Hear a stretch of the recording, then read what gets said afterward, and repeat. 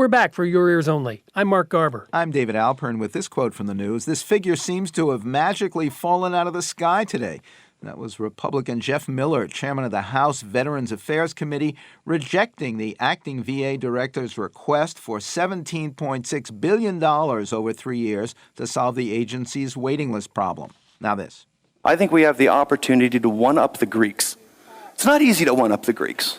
But with the industriousness of the Egyptians, they were able to build a Library of Alexandria, the idea of a copy of every book of all the peoples of the world. The problem was, you actually had to go to Alexandria to go to it. I'm a librarian, and what I'm trying to do is bring all of the world's knowledge to as many people as want to read it. And the idea of using technology is perfect for us. Brewster Kahle is hardly your run-of-the-mill librarian. An MIT-schooled computer engineer, later multi-millionaire internet entrepreneur, Kahle is also a digital democracy activist, advocate of universal access to all knowledge, and creator of the free nonprofit Internet Archive based in San Francisco. Like the Great Library of Ancient Alexandria, it aims to make available on the web nearly everything written, recorded, or posted online, including, we're pleased and proud to say, all 32-plus years of this radio program and podcast. And to talk more about roots and progress of his digital Alexandria by the Bay, for Your Ears Only, Brewster Kahle is on the line now. Welcome to the program. Oh, thank you. Great to be here. Can you remember as a kid growing up in the 1960s what first got you interested in technology? Oh, the computers were starting to become available, and you could get so much done. It was sort of the cool new whizzy thing. I guess it was sort of the internet of its era. And what prompted you to think that so much human knowledge and creativity should and could be collected, preserved, and made searchable online? Like being a technologist and a kind of utopian or an idealist, there was this puzzle of what can you use technology for that you actually think worthwhile to do and spend a lot of time at it. And the idea of building the Library of Alexandria version 2 seemed like a really great idea. Then I started getting involved with artificial intelligence and finding that if we're going to build these computers to be smart, at least let's have them read all the books and be interesting entities to discuss things with. And so that was just another motivator as time went along. It started with books like Alexandria, so tell us how many you have stored, in what conditions, and why rather than discarding them after digitization. We found that the libraries are starting to throw out books, and throw out books at a velocity. They want to clear the space for people to use it with new and different uses than just stacks and stacks of books. So we started collecting the physical books, especially the books that we've digitized, if at all possible. We have a warehouse full of them now, and this sort of physical archive, about 1.3 million books that are nicely put away. They're cataloged. We know exactly where they are. So the digital representation, which is the access version, knows where the physical version is, and the physical version knows what the identifier is for the digital version.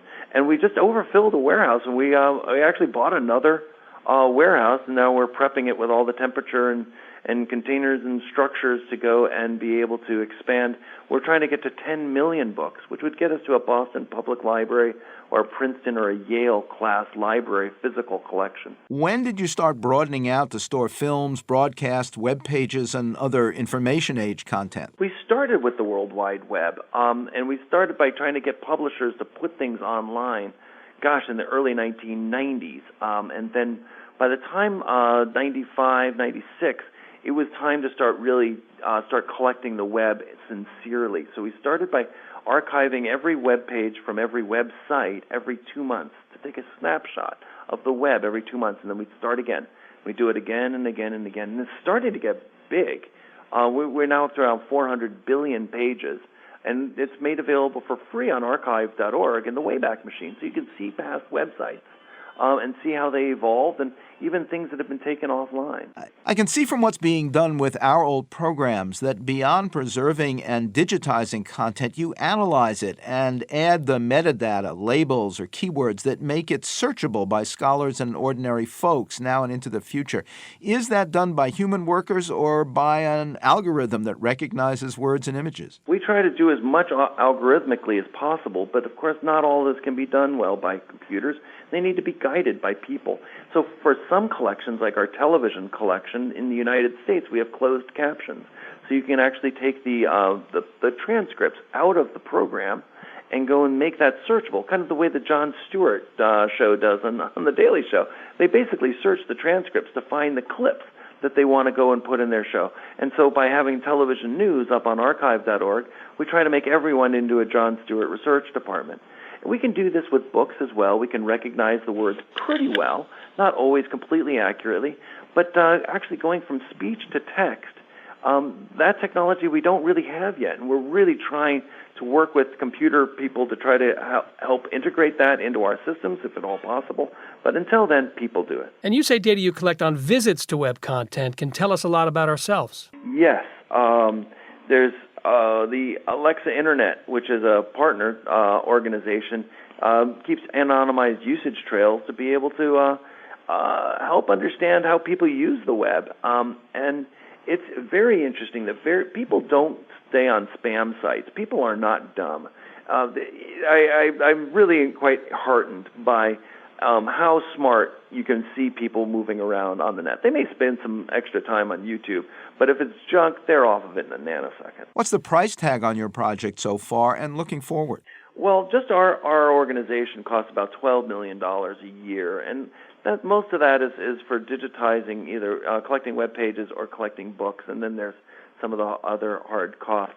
But the cost of doing, say, the 10 million book project is about another $75 million to $100 million, and we're trying to figure out how to get that. It's such a bargain, but it's not written in anybody's budgets right now. So maybe it's going to be philanthropists. Maybe it's going to be libraries learning that digital really should be pursued in an active way. Brewster Kahle is founder of the Internet Archive at archive.org, now working on all 32-plus years of this program. Thanks for letting us into your library. But when I try in here to tell you, dear, I love you madly, madly, Madam Librarian, Marian, it's a long-lost cause I can never win.